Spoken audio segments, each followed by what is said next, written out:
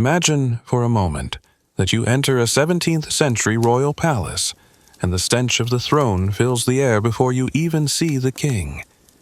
It is not the smell of death, but simply the body odor of James I, the king who commissioned the translation of the Bible that millions of people still read today. This fact is not only shocking, but raises a profound question. Why does absolute power have the ability to turn people into such incredible freaks? Human history has seen countless cases where absolute power has not created wise leaders, as Plato dreamed, but instead madmen with such bizarre habits that they have made modern stars look normal.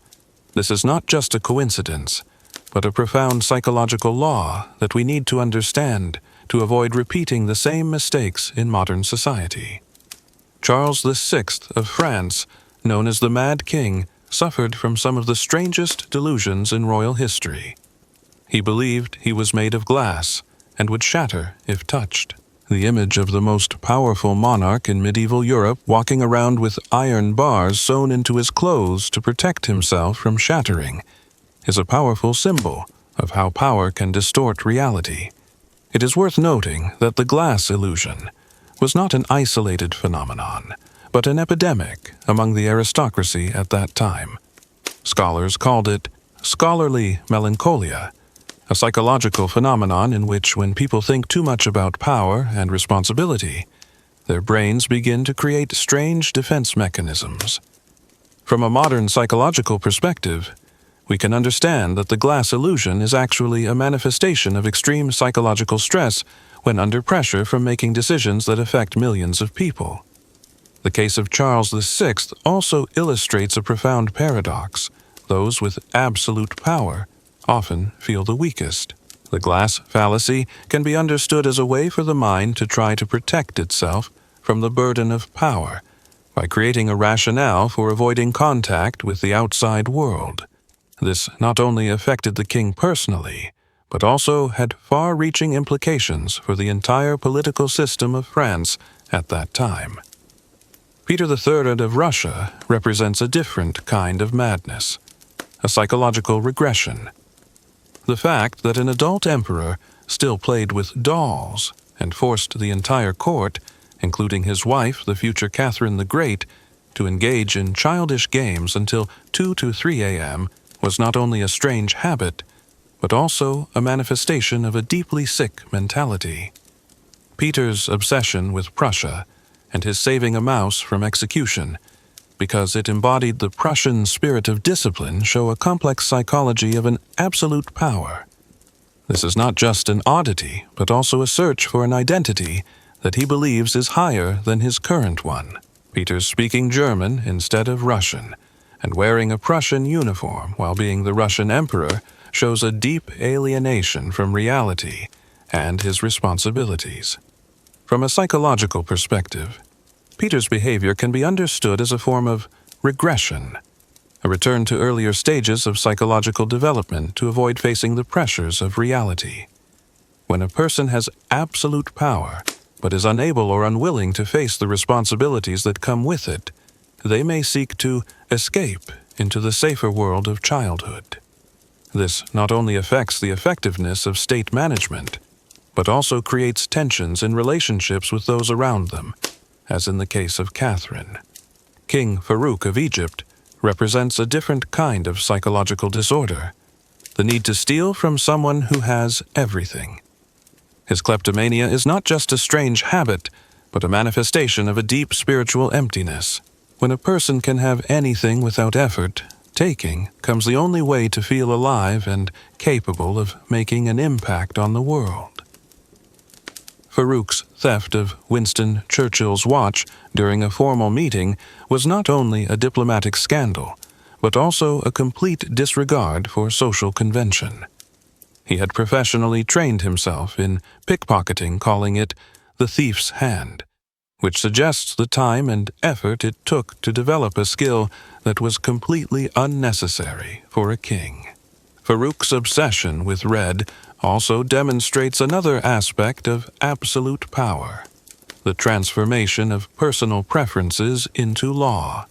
when he banned everyone else in Egypt from owning a red car. This was not only an arbitrary decision, but also an expression of a failure to distinguish between personal desires and the national interest.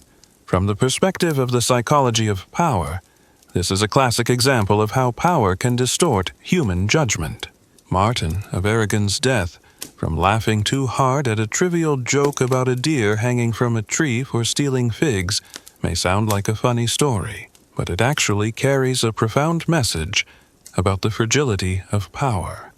The fact that a king could die from laughing for 3 hours straight shows that even with absolute power, humans are still governed by basic physiological responses. This story also reflects another aspect of the royal psyche: loneliness and the desire for entertainment. Martin has just eaten a whole goose, an act that shows a lack of control in satisfying basic needs. When a person has absolute power, they often lose self-control because no one dares or can stop them. From a philosophical perspective, Martin's death illustrates the irony of absolute power. Despite being able to decide the lives and deaths of millions, a king cannot control his own body's reactions. This reminds us that power, no matter how great, has fundamental limits that cannot be overcome. Christian VII of Denmark presents a clear case of severe mental illness combined with absolute power.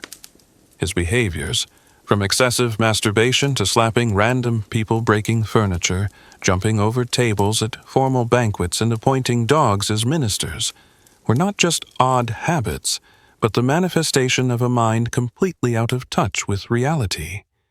Christian's jumping ship with foreign ambassadors during official meetings not only created awkward diplomatic situations, but also demonstrated a complete collapse of the line between personal behavior and political responsibility. It is a classic example of how mental illness can be amplified and become dangerous when combined with absolute power. Christian's case also raises questions about the accountability of the political system when a leader is clearly incapable of exercising power responsibly. There have been many similar cases throughout history, and often the consequences affect not only the individual king, but also the entire country and its people. The Roman Emperor Caligula is perhaps the most famous example of how absolute power can drive a man into complete madness. His treatment of the horse Incitatus as a government official, building a marble stable, feeding it from a golden bowl, dressing it in royal purple robes, and even preparing to appoint it as a consul, was not only bizarre, but also a manifestation of a complete disconnect with reality. Caligula's self-declaration of godhood and his demand that people worship him in different forms on each day of the week: Jupiter on Monday, Venus on Tuesday, Neptune on Wednesday, shows a dangerous combination of megalomania and absolute power. He not only wanted to be worshipped, but he also wanted to control the way people worshipped him, which shows an extreme level of psychological control. The floating bridge that Caligula built across the Bay of Naples, just so he could ride across it wearing Alexander the Great's armor, is a classic example of how power can turn irrational personal desires into costly national projects. This not only wastes resources, but also shows a complete disregard for the consequences of individual decisions.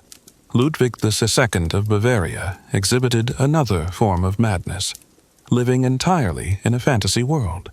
His building of fairy tale castles and living as a fairy tale character was not just a hobby, but a complete escape from reality. Neuschwanstein.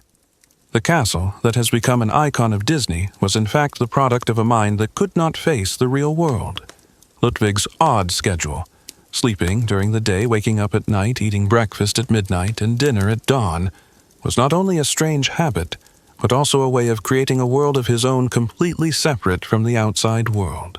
This showed a complete refusal to face the actual responsibilities of ruling a kingdom. Dinner parties with long-dead guests.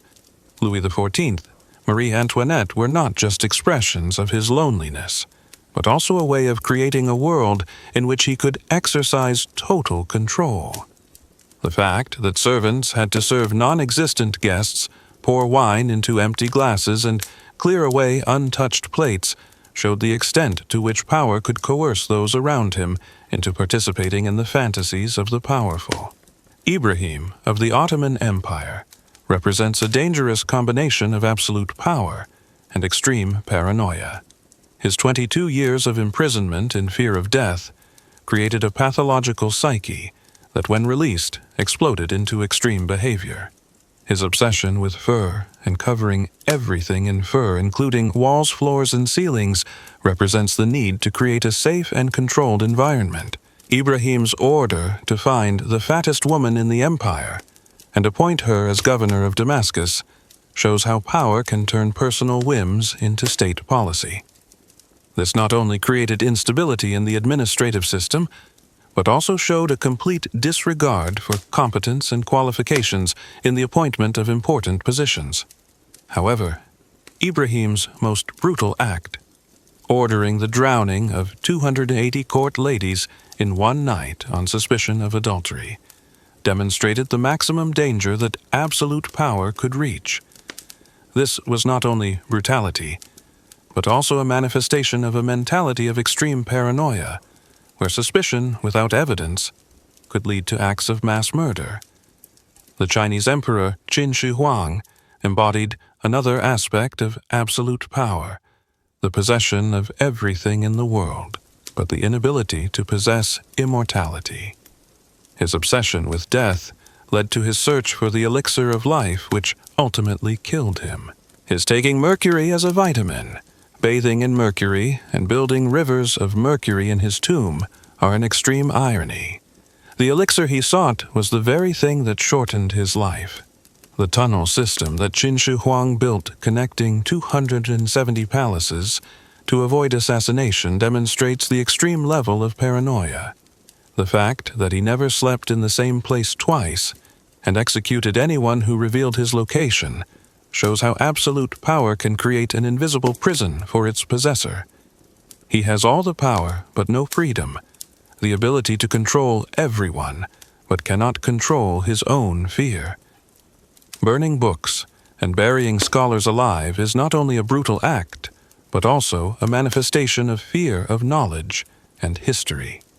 Qin Shi Huang wants history to begin with him, which shows a deep understanding of the power of information and knowledge, but also shows the extreme level of megalomania in wanting to become the beginning of history himself. The death of Adolf Frederick, King of Sweden, from overeating at one meal may sound like a funny story, but it actually demonstrates a tragic aspect of absolute power, the complete loss of self-control.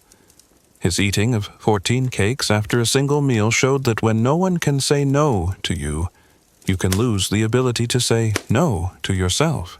This death also illustrates the irony of power. One man can decide the fate of an entire nation but cannot control his own appetite. This is not only a historical joke, but also a reminder of how power, if not controlled by self-awareness and personal discipline, can lead to self-destruction. Henry VIII of England can be seen as a perfect example of how absolute power can turn a human being into a walking biological weapon. The open wound on his leg, which never healed, emitted a stench that could be smelled 3 rooms away, was not only a medical problem but also a symbol of internal decay. The use of crushed pearls and gold flakes by doctors to treat him shows how power can distort both science and medicine. That Henry weighed 400 pounds and needed special equipment to mount a horse was not just a consequence of overeating, but also a manifestation of a complete loss of control. His eating schedule, a whole chicken, a piece of beef wine-soaked bread for breakfast, shows the extent to which power can turn basic needs into uncontrollable cravings. Henry's death, when his body decomposed to the point where his coffin burst and dogs were found licking his bodily fluids, could be seen as the ultimate karma. The man who declared himself head of the Church of England, executed anyone who opposed him, ended up as dog food. This was not only ironic, but also a powerful reminder of the ultimate fragility of all earthly power. These stories of mad kings are not only interesting anecdotes from history, but also profound warnings for our times. They show that absolute power, when not controlled by checks and balances, has the ability to turn anyone into a madman. From Charles VI, with his glass delusions, to Henry VIII, with his moral and physical corruption, each case demonstrates a different aspect of how power can warp the human psyche. What is remarkable is that these people did not start out as crazy people. They became so after having absolute power, no one daring to say no to them, and being surrounded by people who only knew how to flatter them. This shows the importance of having independent voices and a system of checks and balances in power.